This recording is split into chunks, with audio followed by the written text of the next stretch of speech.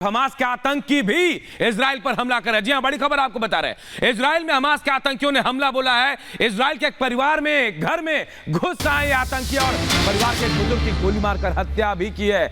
ये आतंकी गोली चलाते हुए भी नजर आए। तो देखिए, हमास के आतंकी जो हैं वो इजराइल पर भी हमला कर रहे हैं। इजरायली परिवार के घर में घुसे आतंकी और गोलीबारी करते हुए उनकी तस्वीरें भी कैमरे में कैद हुई है। आतंकियों ने एक बुजुर्ग की गोली मारकर हत्या भी की है। तो यही वो घर हम आपको दिखा रहे हैं। इसी घर पर हमास के आतंकी घुसे और लगातार गोलीबारी की है।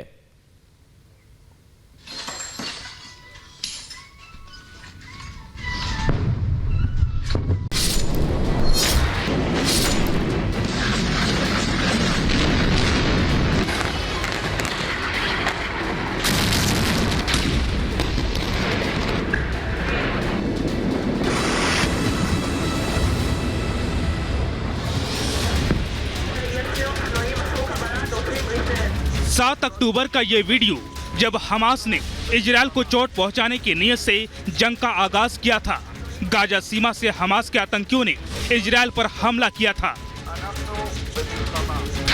इजरायल अब जंग को अंजाम तक ले जाने के लिए हमास को मुंहतोड़ जवाब दे रहा है। 75 साल के अपने वजूद को बचाए रखने के लिए 16वीं भीषण जंग लड़ रहा है।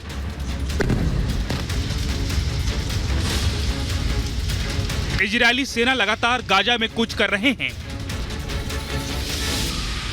इजरायल ने हमास के आतंकियों को नेस्तनाबूद करने और गाजा पर कब्जा करने के लिए हमले तेज कर दिए हैं। इजरायल सेना बॉर्डर पर दस्तक दे चुके हैं, बस ऑर्डर का इंतजार है।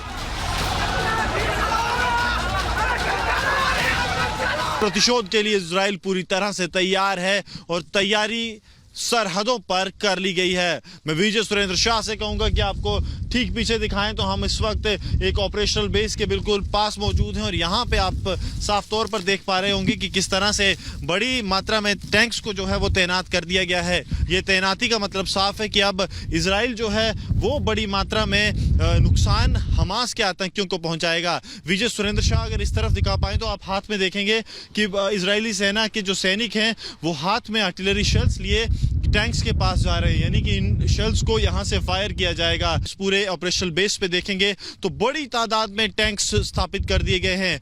मोर्चे यहां पर बना दिए गए हैं ताकि मोर्चों से दुश्मन को पूरी तरह से निष्क्रिय किया जा सके।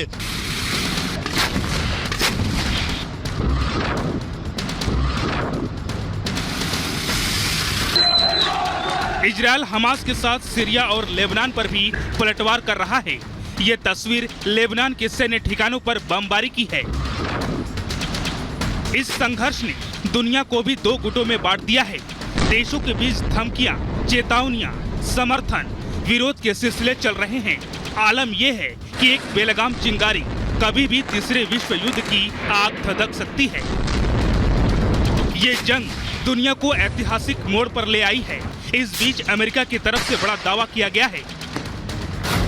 जंग में ईरान डायरेक्ट शामिल हो सकता है। ये दावा अमेरिका के राष्ट्रीय सुरक्षा सलाहकार जैक सुवलिन ने किया है। जैक सुवलिन ने कहा कि गाजा वॉर में ईरान के शामिल होने से इनकार नहीं किया जा सकता।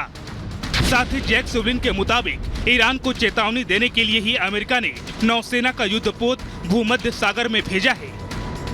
अमेरिका के राष्ट्रीय सुरक्षा सलाहकार के दावों के बीच अमेरिकी राष्ट्रपति जो बाइडेन ने सोशल मीडिया पर पोस्ट कर लिखा, नफरत कभी दूर नहीं होती, ये केवल छुपाता है।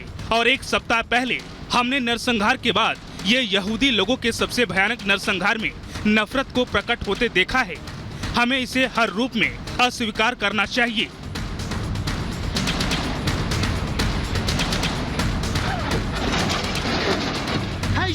जंग भले ही आज 10वें दिन पहुंच चुका है, लेकिन इजरायल के पीएम नेतन्याहू एक नहीं, दो नहीं बल्कि कई बार कह चुके हैं कि हमास के आतंकियों को उन्हीं के घर में घुसकर नामो निशान मिटाएंगे, उनका अस्तित्व दुनिया के कोने कोने से खत्म करेंगे।